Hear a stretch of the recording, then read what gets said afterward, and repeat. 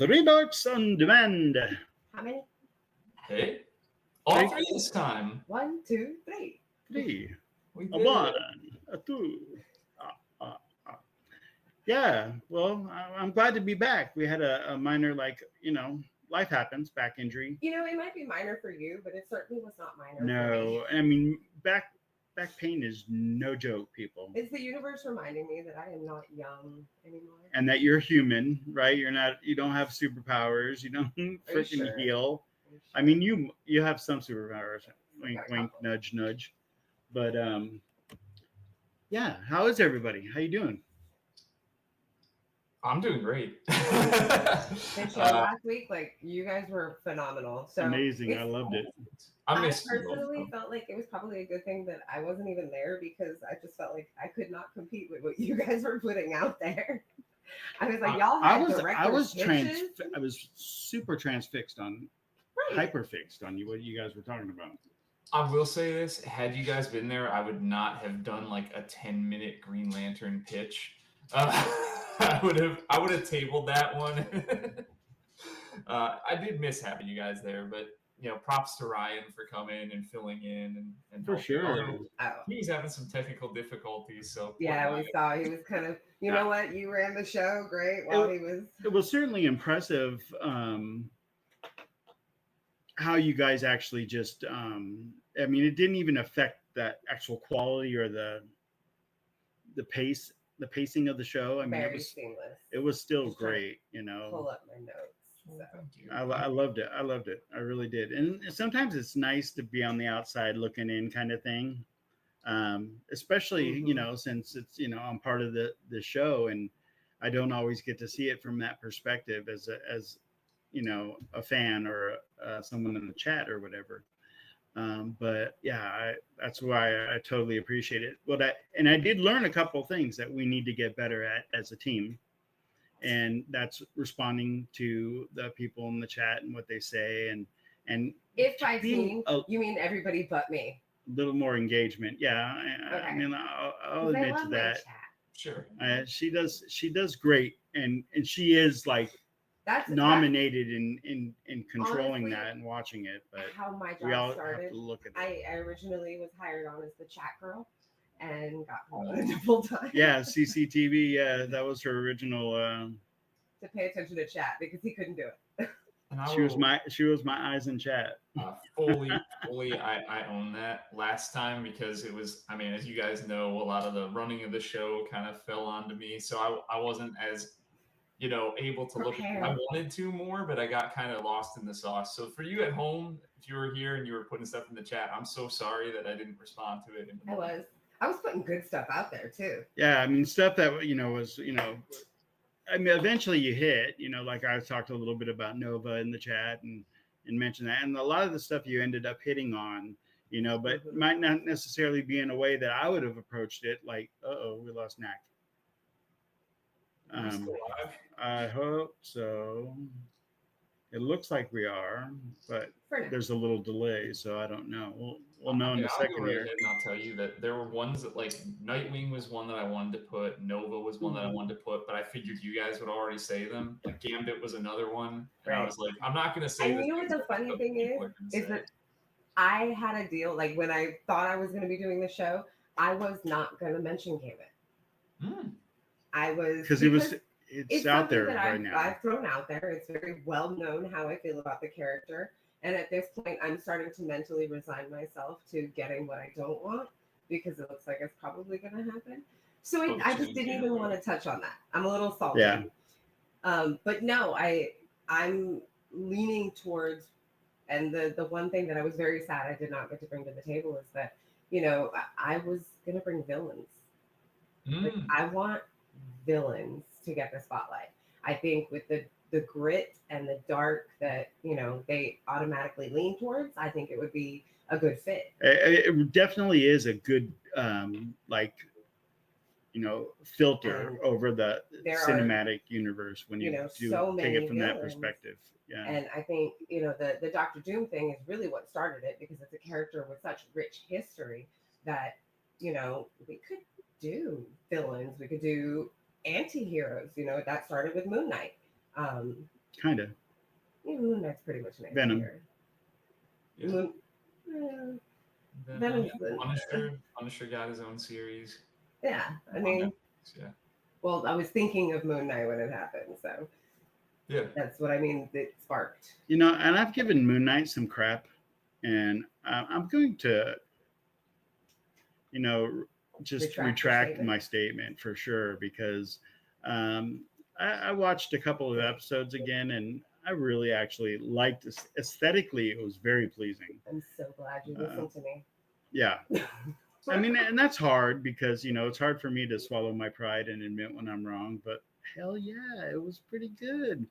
I mean, from a nerd perspective, I'll embrace it. I won't do that with like the Marvels or stuff like that. Eternals? Or quantum. You don't want to watch Eternals with me? Crap or whatever. Maybe. Yeah, no. She asked the other day. We're watching. Looking for something to watch, and it's just something to put on, nothing to really be 100% invested in. And we were scrolling through, and it was on there, and I was like, "Oh, Eternals." You made him watch Eternals? No, I was like, no. He said something to the effect of, "Oh, we're just throwing crap at the wall now." That's like torture. I'm pretty sure they use that at Gitmo right now, just to torture suspected terrorists. Exactly. It's what not to do. I mean, they're using it as like teaching episodes at UCLA Film School and that kind of stuff. Okay, all right. We're harping a little hard. So we're not talking about that this week. Yeah, what is the episode about? So this week,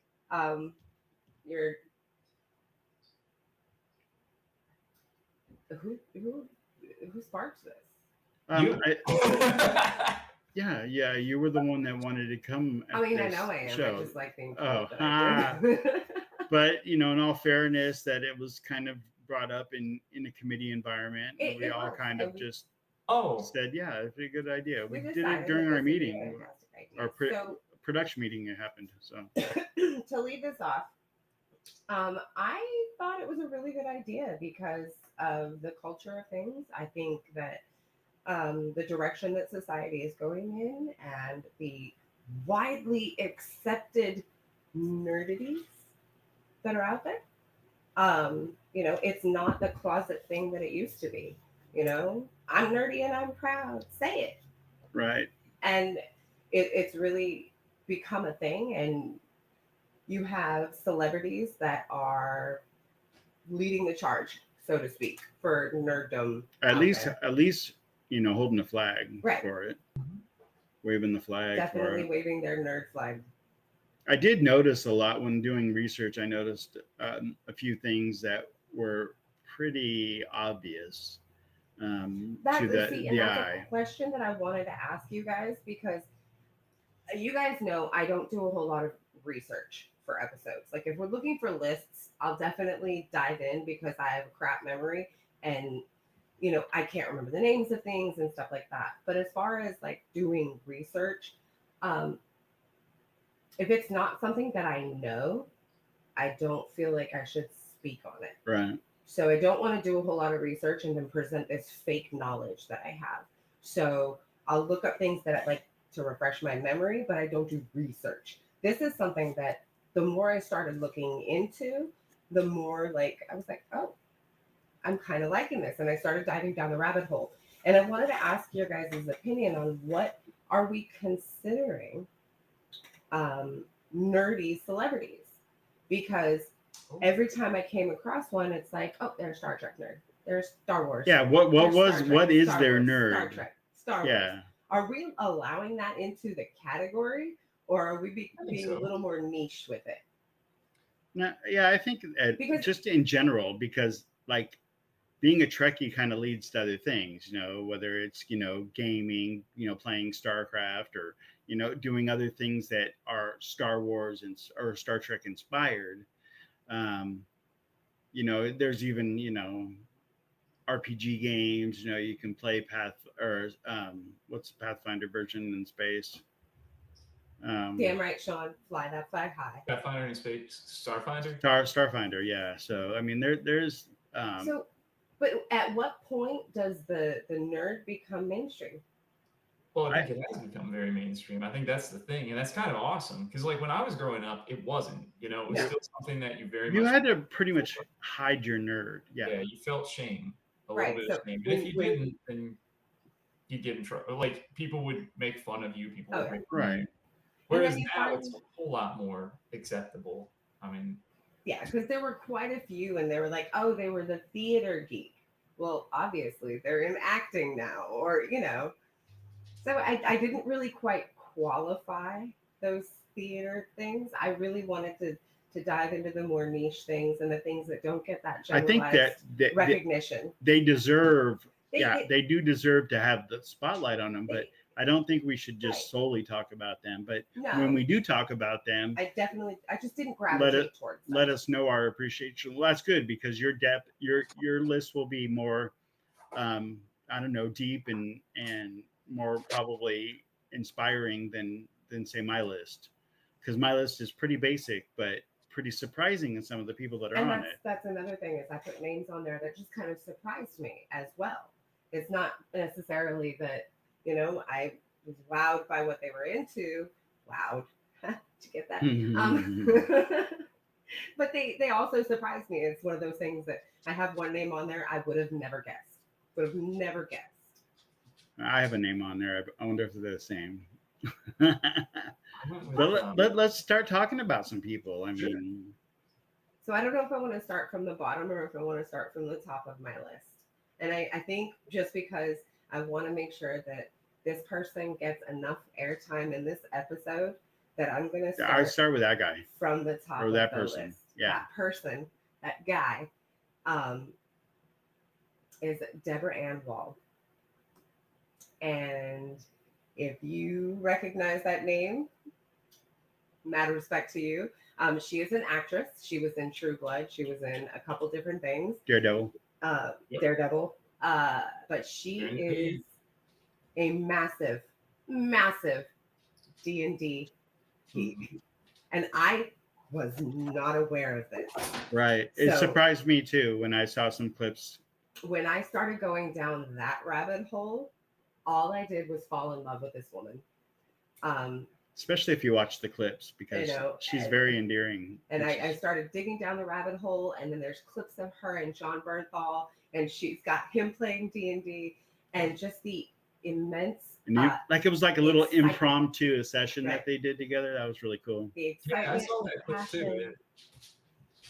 Like, I just fell in love with her all over again, because I loved her to begin with. I would totally be in a game with her. Right. Like, totally. Like, just the way that she came across very confident and knowledgeable.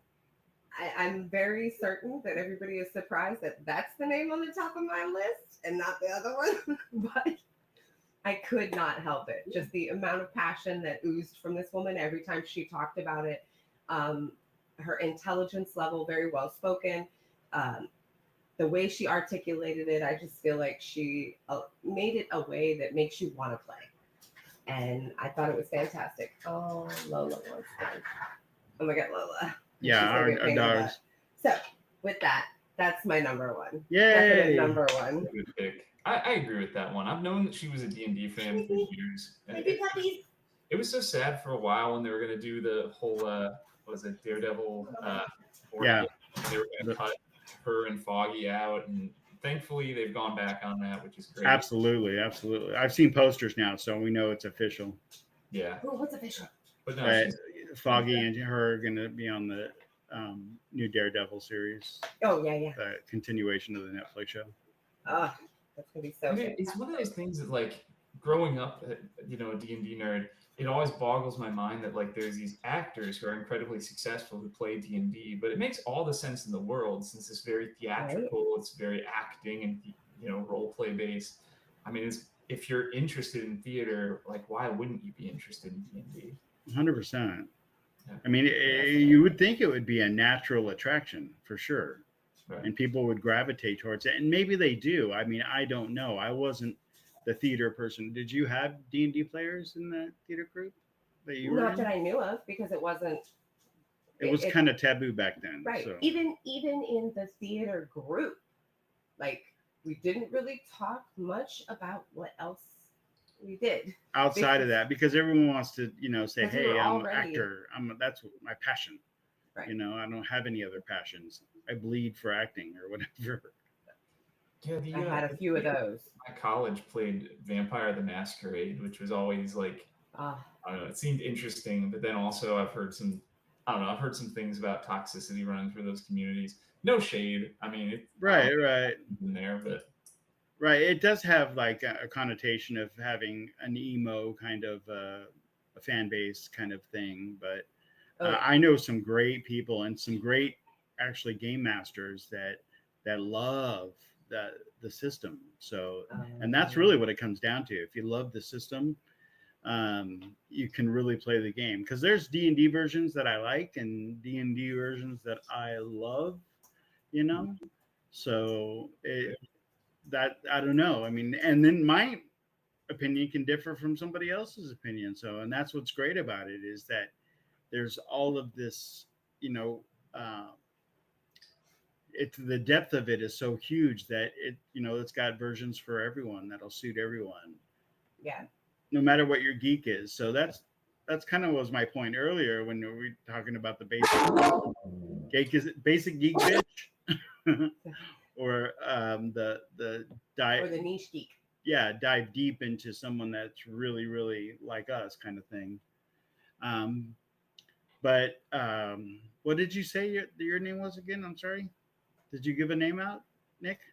Me? No, not yet. Oh, well, we were still talking about Deborah. Okay. Yeah. Yeah. My peoples. Yeah. So let's hear it from you. What do you got? Like, who was in? Sure. Surprise, or what was it? I guess I'm gonna start off with one that I'm not gonna start off with my most well-known pick. Well, no, she's well-known. She's well-known in a lot. This is a person who like has a career history of working on a bunch of nerdy projects, but then also is involved in a variety of other things too that are not so nerdy. But like what you're going to find from my picks is the common denominator here was I wanted to pick people that weren't just fans of nerdy projects, but like were specifically diehard fans of the nerdy projects they were involved with. So this person, she was in the movie Sin City. She was in Daredevil, Luke Cage, Jessica Jones, Clerks 2 and 3. She's voiced Wonder Woman in several Justice League cartoon movies. She was the voice of Batgirl in Lego Batman. I almost wasn't surprised to find her.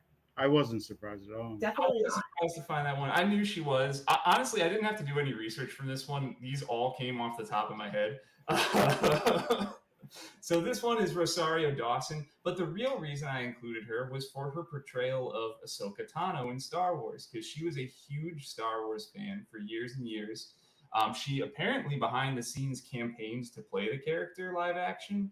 Like there were people, like fans, who had fan cast her, and she was very interested in their fan casting because she loved Star Wars and she loved the character.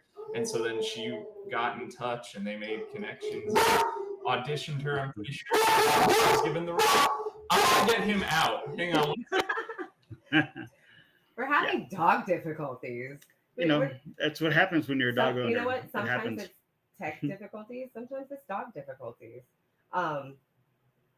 So, I mean, I have Rosario Dawson was on my list too. I mean, obviously for great reasons, but for all the reasons he said, plus the really amazing thing, and I don't want to steal his thunder while he's gone or whatever, but she's a comic book creator. I think you might have stolen his thunder. Huh? I think you might have, because that's actually something that's not out there. It's not like blasted, and you don't know that unless you kind of know.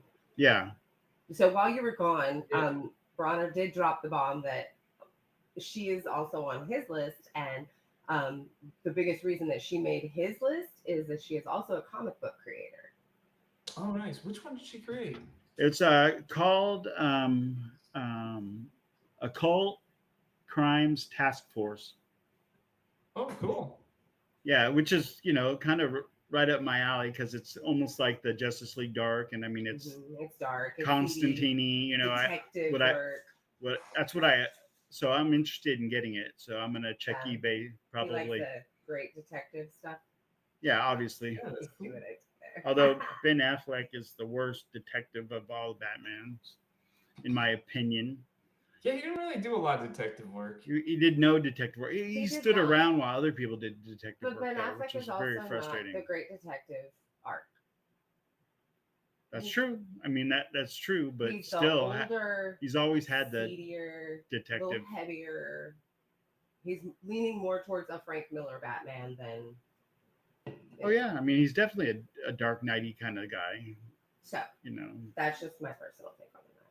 But so yeah, Rosario Dawson, I absolutely wouldn't put him Frank her. Miller though. Anyway, all right. So I like Rosario. Me too. I think and she's freaking gorgeous and super talented, and what she did with that Star Wars character, it's a shame that they're not gonna do another season. Or no, wait, that was the Acolyte. They're doing another season of the. Yeah, I think Ahsoka's getting another one. Yeah, Ahsoka deserves one because it was really good. That's true. It reminded me of the first season of Mandalorian. It was that caliber, which I really liked. And it could have easily fallen by the wayside, like the Acolyte, or even though a lot of people dug it. I don't know why they're not making it. But I mean, like Boba Fett, the Book of Boba Fett, I wasn't really happy with that. It's hard to try to dive into the psyche and find out why they're making the decisions that they're making. We can speculate, but I'm glad they made the decision to bring her back because I love her. Oh, I agree so much. And she's got. If you watched the Clone Wars and Rebels going into Ahsoka, it was even better. Yeah. And shit, the depth she brings to most every character that she plays is pretty incredible. I love that when she was in Daredevil. She was in Daredevil too. I don't know if you know that, but she was I don't know if you mentioned it or not, but yeah, I loved her character in Daredevil. So yeah, I don't know why she didn't reoccur on that show. Did she die? I don't remember. No, her character stuck around. The Night Nurse, I think, is what she was based on in the comics, at least. Yeah, she made it through. She might show up in the new ones. Who knows? Batfleck figured out what the parademons were drawn to in the form of fear. Ah. I love it. It's very smart opinion, always. Very astute. Very,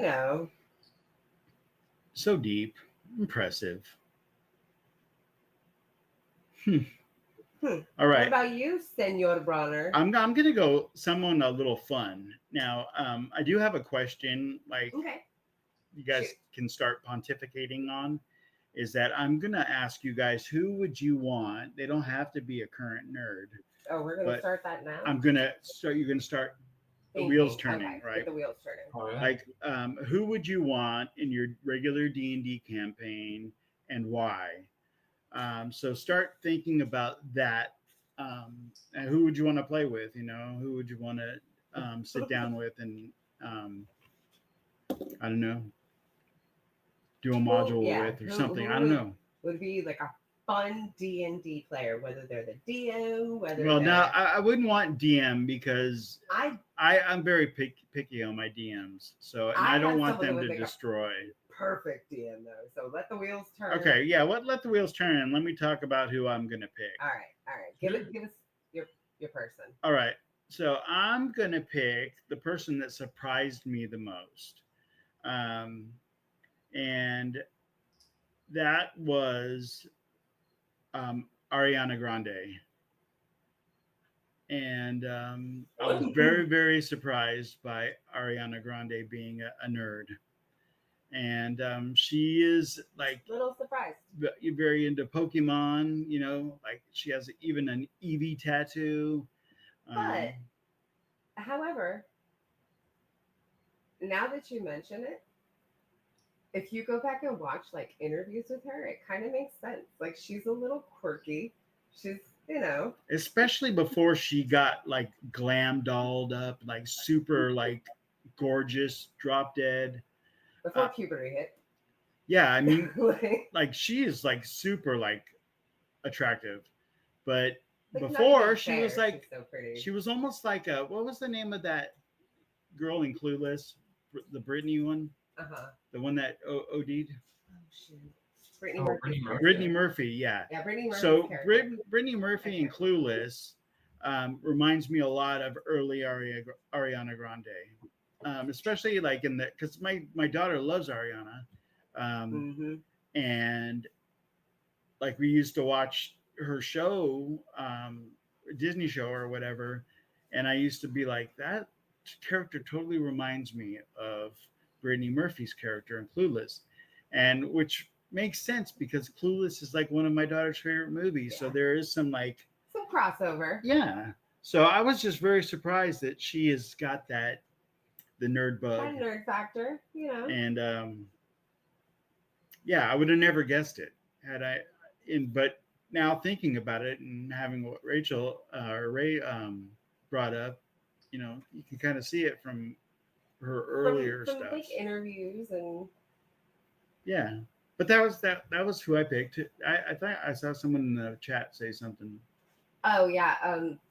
So they kind of stole my thunder, but they did remind everybody that Joe Manganiello is a huge D&D nerd.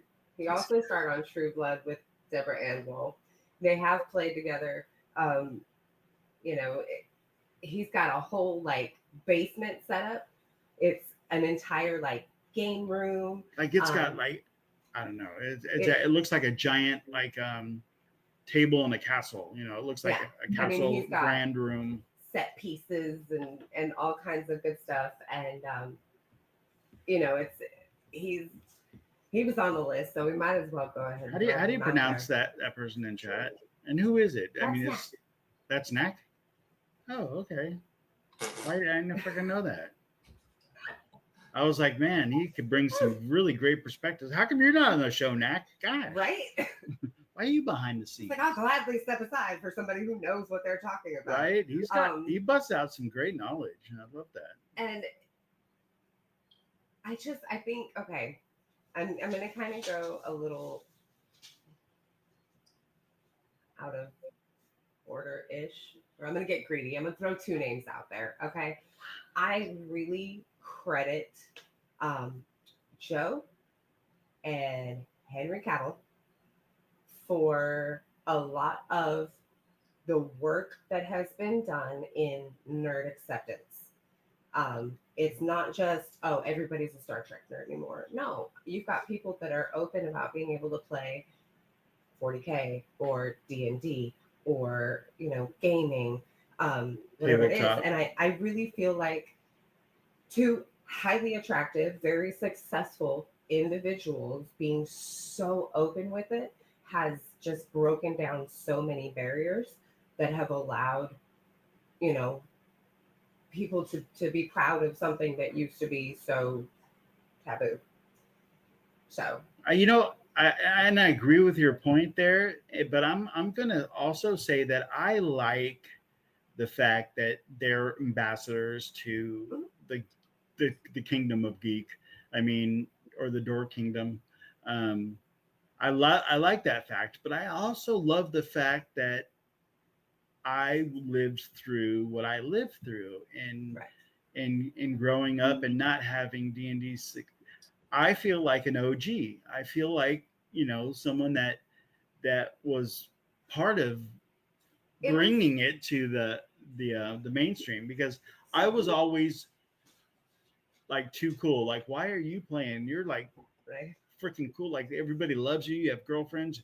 You play football. You do all that stuff.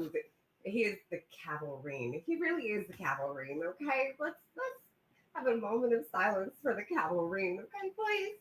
Okay, it's a little warm in here.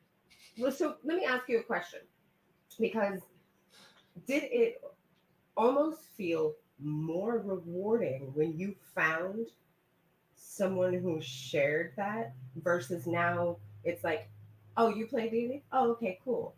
Versus back then, that was my friend. That was my friend group, and in getting a new person in our friend group to play was awesome. And it was a very small selective group of people, but I got lucky. I mean, I got so lucky that I moved into a condominium complex that was a big rectangle, and I would say that it was filled probably a lot of kids because they were big condos, multiple bedrooms, family places, but all kids my age and that kind of stuff. And there was a bunch of them that were just nerds, and they were like sons and daughters of like real like actors and actresses that were famous at the time. And so I got lucky in being able to go like, hey, I was just at an elementary school really when I started playing, and I was able to jump right in with a group of people that have been getting together for many, many moons.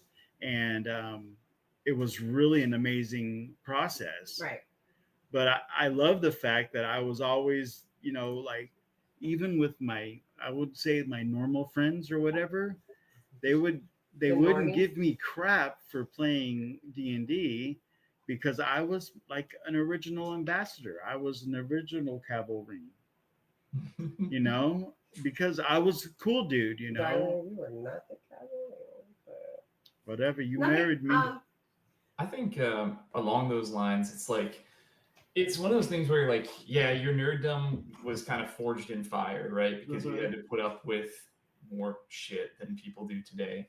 But I think that it's also one of those things where like I can say, yeah, my nerddom is like tough as steel because of all of that. But also it's better that now other generations aren't having to do that quite so much. And it also Amen, brother. From being an echo chamber, which like, I'm going to be real, growing up, it was a lot of white nerdy boys. Like in nerddom, it was primarily like if you're looking at a pie chart of like who is in D&D, it was like 99% white guys, and then like this 1% of everybody else. Right. That's definitely changing. Like there's 100%. Women are getting involved in D&D. It's appealing to non-white people, which is fantastic. So I think that has brought more diversity, has brought more perspective, has also taken some of the neckbeards and like caused them to have to do some reflection about like, wait, maybe we're not right about everything. How do we make this a more social experience for everyone? And that's the thing is like you've got that level, and that's something that's a good point. Really great point. The younger generation will not understand is the level of appreciation for what it is now is higher for those of us that had to endure not being able to do that. Like let's take my younger brother, for instance. He's 11 years younger than me. You do the math. I'm not doing it. And he is like just massive into video games. I don't have that because I wasn't allowed to enjoy it in my formative years. You couldn't be in the house. That was not allowed. Yeah, you go outside. Nobody can beat you in Mortal Kombat. You ride your bike. Right. There are certain things that, I was able to hang on to and I still kind of have an appreciation for. And things that as I find them, I gravitate towards. God of War, can't get me off of it. I'm just there. But I just don't have the same exposure level to have developed that intense of an appeal because as a teenager, I couldn't do it. I wasn't allowed to. There were things that I was allowed to do, and I don't exactly understand how as a teenager I was allowed to play Duke Nukem, but we're not going to talk about that. 3D titties. Apparently I was allowed to do that. But, so being in this little like mixed zone here, like when I do find a game, I'm much more appreciative of God of War and the time that I spent on it because I just wasn't groomed to it the way some of the younger generation is. I agree with that whole appreciation thing because I look like at my library on my PlayStation compared to my brother-in-law's library. And I'm like, you have spent an obscene amount of money on video games. I mean, I like just because he wants to try it, wants to play it, whatever. Yeah, and he's so good at all of them. I hate him. Right, and that's his passion. That's his passion, and I'm not knocking his nerd passion or whatever. Sean. Sorry, go ahead. Go ahead. No, you finish your statement, and I'm going to read out what Sean said. But it's like when I was growing up, I could not afford video games like that because video games were super expensive in my day, and I didn't. I mean, even though I wasn't like impoverished, I mean, my mom did not want to waste money on that kind of crap, so I didn't get the exposure to it like, we were well off because my mom didn't spend money on stupid stuff growing up. In her opinion, it was stupid stuff, and in fact, if I spent money on it, she would throw it away. Like she's thrown away my comic book collection. She's thrown away, like to prove her point, right? All my D&D stuff the before, toxic parenting. Like, yeah. I mean, it was just I had to live through that, but and that's why I didn't get to experience like I do, why I appreciated and loved D&D so much, because it was really my escape, So Sean's point in the chat was one that I actually I thought of that as I was kind of like going down this rabbit hole, and every new person that I found.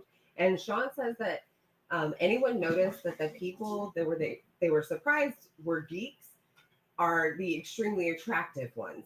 Almost like we're conditioned to equate geeky with ugly. It's a really great point. And it's such a huge point that, all throughout media, the nerd, there's movies, in fact, where the geeky, nerdy girl gets her makeover, and then all of a sudden she finds love. What the fuck? She's all that with Freddie Prinze Jr. I mean, there's a new Netflix show about a geek and right, and nerd. So I'm just very appreciative of the Henry Cavills and the Joe Manganiellos, and this one that surprised me.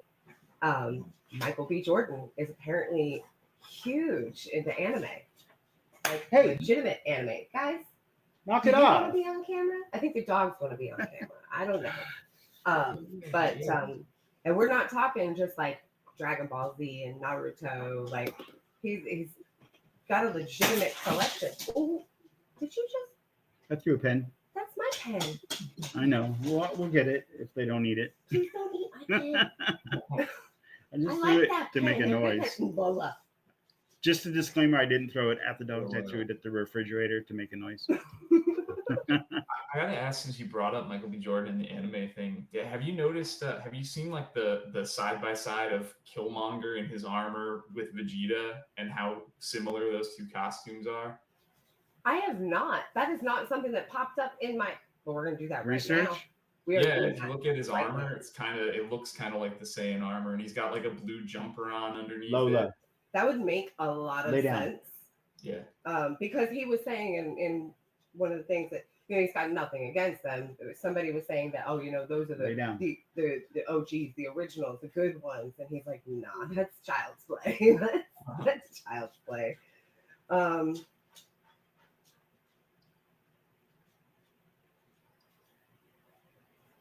I didn't look it up, but I'll look it up. It's a great thing. Michael B. Jordan doesn't surprise me, but it kind of reminds me of the common theme that I saw in all of the very similar. Yeah, he stole that on purpose. Straight up. Either, I mean, you can look at it as he's paying homage to it, absolutely, or he freaking stole it outright. No, definitely. If he gave credit for it, great. But if he didn't, I'm like, thief baggins. I think it's. We'll say homage. We'll be definite nice. Homage. Look at the one that I just put in the to you in the group. Look at that, because they kind of cross. Put it in the Discord so people can see it too. It's kind of cartoonish, kind of live actiony, in the one that I. Oh yeah. And so it even better. I love that. I absolutely love that. Yeah, that's pretty awesome.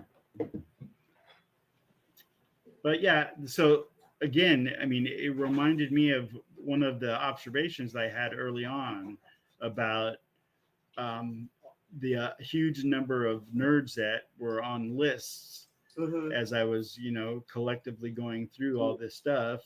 There was a really a dynamic theme that's interwoven between all of them is that they were all in nerdy movies. They were all either in superhero movies or Star Wars or something that was appealing to the nerd culture, right. which I think is fascinating. And I'm wondering that if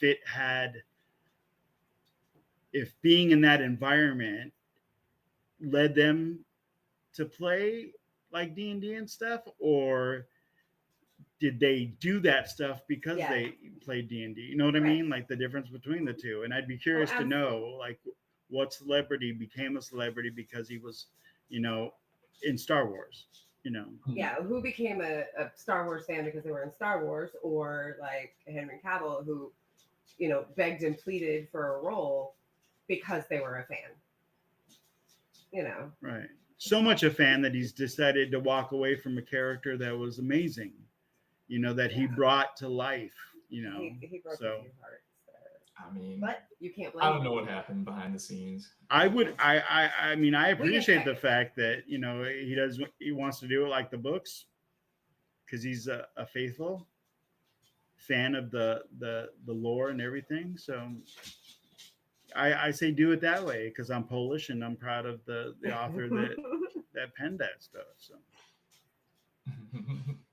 anyway, what do you got, Nick? I mean, on your list. Who else spoke to you?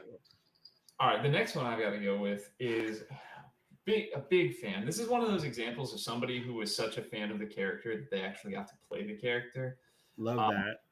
Yeah, and I feel bad for her because she was in a stinker movie, but she was not the stinker part of it. This one is Iman Vellani, who played Miss Marvel. Saw Miss Marvel the series. It was much better than The Marvels. But if you saw The Marvels the movie, I'm so sorry. But she was definitely the best part of it. And I think that a lot of that comes from the fact that she has so much love for the character. Like, as an audience, you get to see not only is she playing the character and doing justice to the character, you can tell that she's excited to do it. And that kind of rubs off on the audience and makes us feel excited to see her do it. But before she did any of the movies or the TV or anything like that, she was a huge cosplayer. She would go to conventions. That's rad. She would dress up as her favorite superheroes. She did a really accurate Jubilee from X-Men one time. And of course, she also cosplayed as Miss Marvel. So I just think it's fantastic nerd representation. I've always thought in my mind, like, sometimes wouldn't it make the most sense to just cast somebody who knows the character, who knows their lore? They don't have to do a bunch of research. They don't have to dig through volumes of comics of preparation because they actually know the characters inside and out. Heck yeah. Yeah, and she's kind of proof that concept at least can work. So lots of love to her. I hope that Miss Marvel gets to continue to do some things. It sounds like they're going to do a Young Avengers movie, and she's going to be in that. So good for her.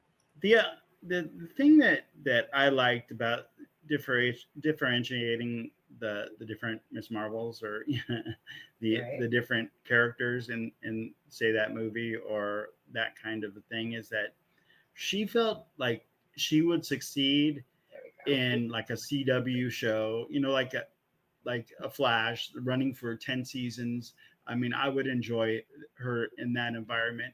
Not saying that it was a sitcom, but it almost with the relationship with her family, it really did feel very sitcom-y. And the fact that she's a teenager, no, I mean, I appreciated her. I'm on board with what you were saying. I appreciated that element of her and the character. Well, and I agree with you wholeheartedly about her doing a great job. She can only do so much with what she's given.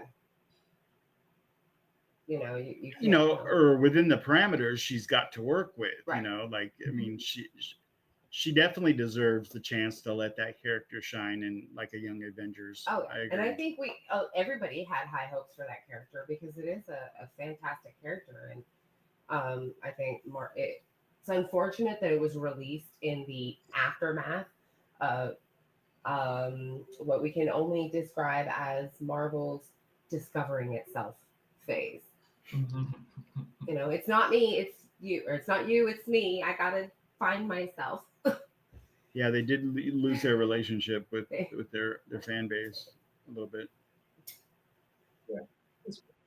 Yeah, the Marvels was dog shit, but yeah, that is actually the performance was still good. I agree. So great pick on that list. And Knack is saying, and that's a good point too, that there are a lot of reports of people who are huge fans of a franchise or a character, and the studios stay far away because they don't want to stay true to the thing, right? Whatever it is. They want to take creative liberties and make it different. Right. And if you have someone that is a huge fan of that, you know that they're going to have a conflict with, you know, say screenplay or, you know, production or potentially cause any adjustments that they're making to the storylines and stuff. Creative differences. I like that. Great point. Yeah.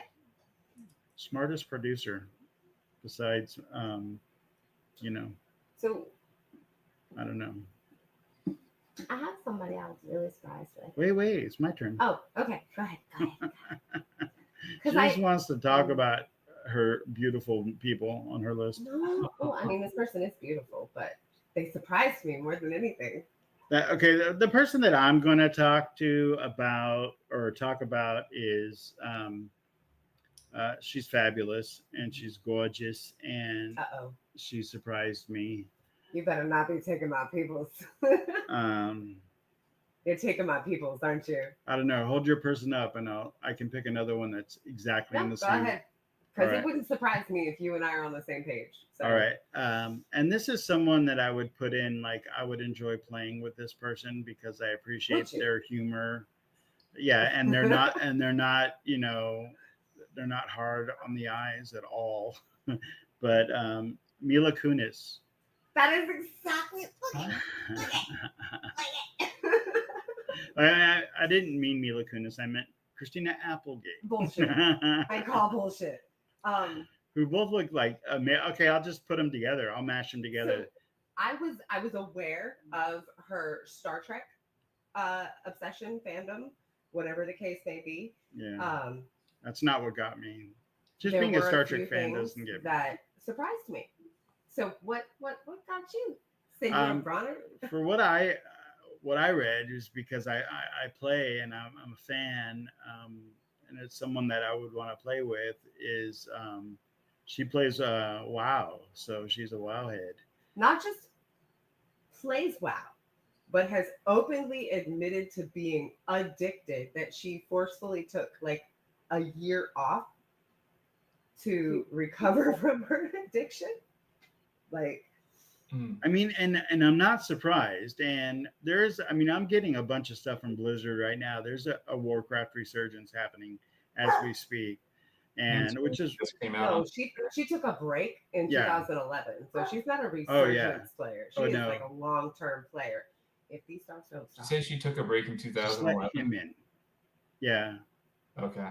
That's what Rachel just had. If I remember correctly, because I don't have my notes. She would have taken it during the Shadowlands expansion because that expansion was dog shit. Garbage. It was so bad. Yeah, it was a good time to take a break. Let me get that. Would have been great. He wants food, so give him a scoop.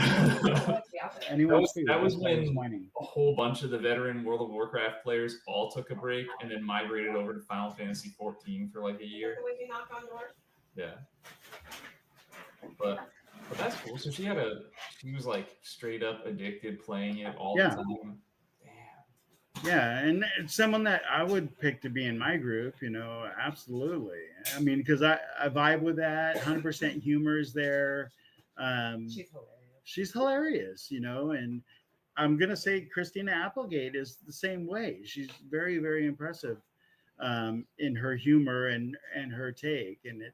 And you can tell that by a lot of the roles that she played. But you would never have guessed that she's a nerd. And I don't know exactly what her nerdum is. She was just on the list. And I didn't deep dive to find out what she was interesting. But and she's on the bottom of my list, so she was like kind of like if we get around to it, I'll talk about it. But that's why I'm mashing them together. Mm-hmm. But I think it's really cool that the people that have that kind of humor and do those kind of shows, they can be very entertaining in a group. And I would like to. We kind of time sucked. And we don't have a whole lot of time, and I really would love to be able to answer your question. Okay, yeah, dig into that, because I just kind of answered mine a little bit. A little bit? So Mila would be your person? No. No, I didn't think so. I mean, I'd play with her. But yeah, I wouldn't kick her out of bed. So, I wouldn't kick her out of the game group. For eating crackers. What do you think? Who would you choose? Doesn't have to be a nerdy celebrity. Yeah, they don't have to be a nerd at all. Just D&D with. Okay, I got an answer. An answer just popped right in my head. I'm going to go with it. Lady Gaga, because that session would be insane. In fact, I would want her to be the DM because it would be some crazy, like, drug trippy game. It would be so glam and so glitz. Yeah. It would be fantastic. Absolutely. I love that answer. Fuck yeah. I didn't even go that route. Wow.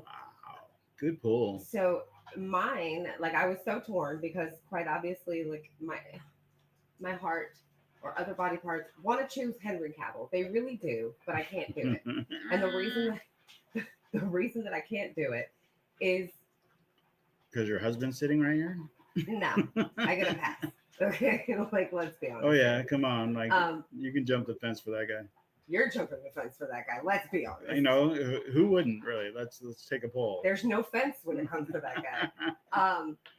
And I really do. I love the guy to death. That he is fantastic. I love what he's done for the nerd community. But unfortunately, there's one name that stands head and shoulders above all. And I really feel like I picked this name for the same reason that Barone picked his.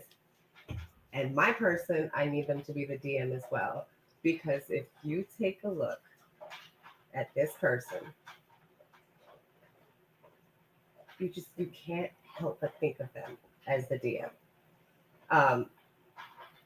Like take a look at Rocky Horror Picture Show and tell me that man would make a fantastic DM. If he came in costume from Legend, I would say, oh my God, if he came in costume from Legend, I would marry him at that point.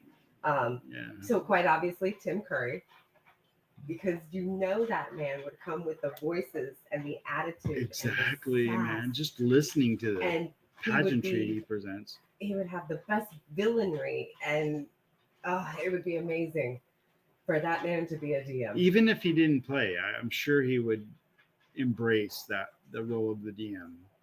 So that's my name on my list. A good pull. I'm not gonna lie, that's the best pull. All right, I'm gonna go with. Okay, fine. I'll go with the person that I want to be DM too, because even though I said no, someone to play with, because you don't want to bring someone that hasn't played before and be a DM, because I'm particular about my DM.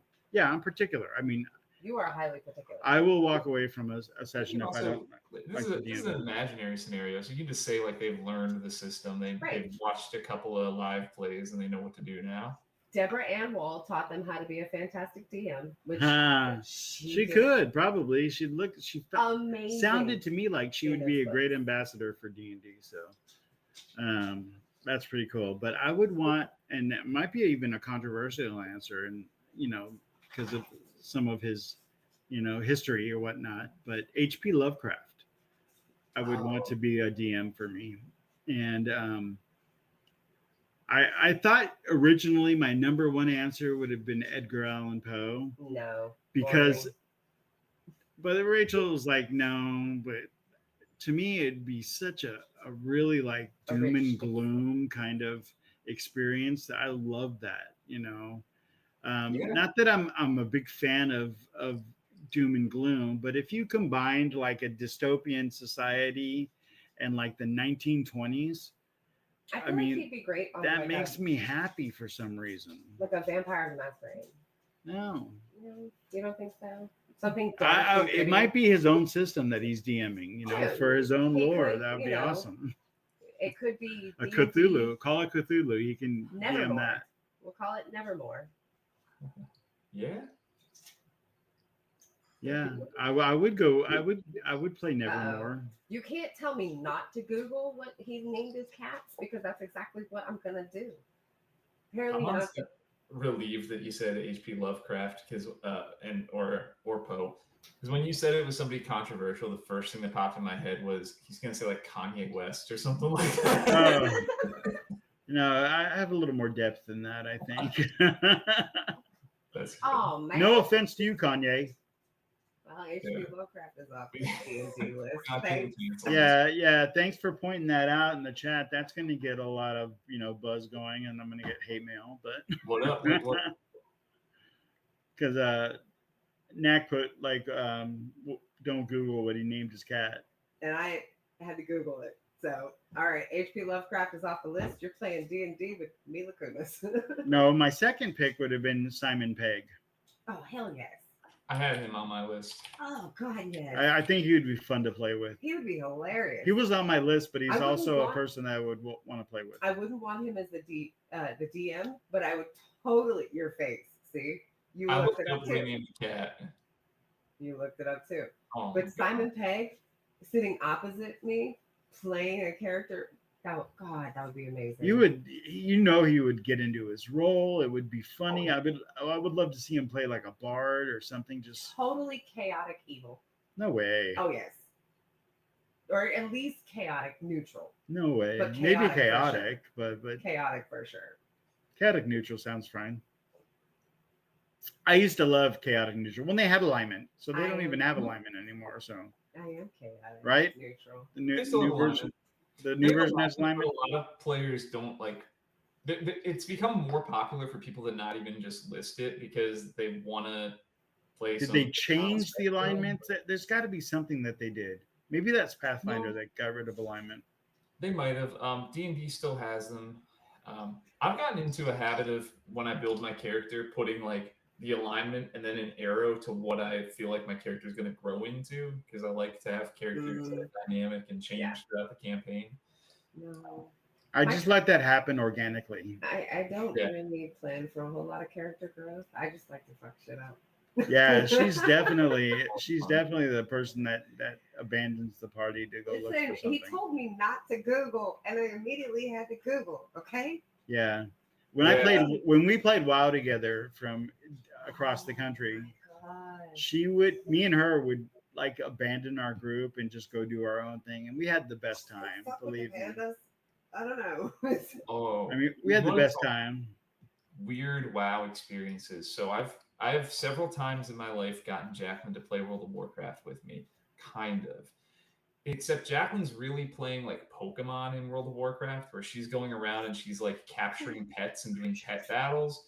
And so like there was a group of like me and my friends and Jacqueline, and we were all partied together and we were all leveling, and we're all looking around. We're like, where the hell did Jacqueline go? And she's off on the other side of the map having like a bunny rabbit fight a squirrel.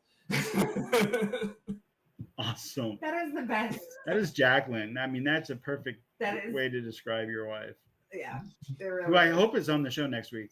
I think we have plans for that or something around that time. If we can work that out, that's awesome. That should be doable. Hell yeah. Yeah, I mean, I love that. Okay, well, does anyone have a second pick? Do we have time?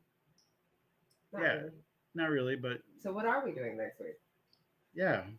What is next week's show, Mr. Memory? Mr. Barone's got the list. I've got the list too. I mean, I have the list, but that would require me looking. My drive. Oh.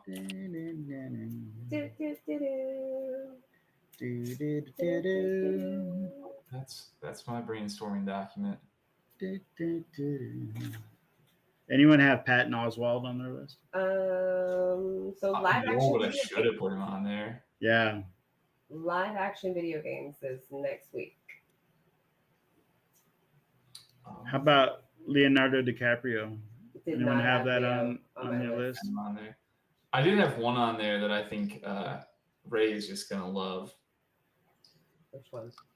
Because some of this was about dedication to a single character and like just how much love a person had for a character and how much they wanted to play a character for so very long. I would give it up to my boy Channing Tatum, man. You know, really, he wanted to play Gambit for so long, and eventually he got his wish. And you know what? It was really great. I'm sorry, it was great. He did a great job. He really did. A Deadpool movie. Okay, it was great for a comedy, something you don't take very seriously. It's great for the way they just in general. It was like they pulled him right out of the cartoon and put him into live action. It was so good. Except for the color of his outfit was wrong. A little bit, but that's okay. I wanted to be the bigger man and put him on my list because it's not just the fact that he's very dedicated to that character and he's been wanting to do the movie and everything.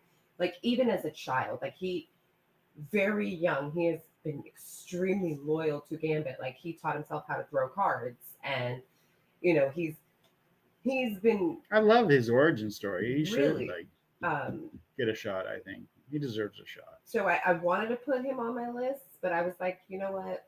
I need to just leave it alone for a little bit because I'm going to catch so much hate for having. Tell me you're not going to watch the movie though. I will. Right. You know, and that's what's going to happen. So will millions of others, and they'll make a ton of dough. Put that out there, you know, for his all of 5-minute total runtime in a movie. No. And it's exploded. He was and in I am there so half happy hour. For him. 15 minutes. Is it 15? Yeah. Is it 15 total? Okay. Yeah. But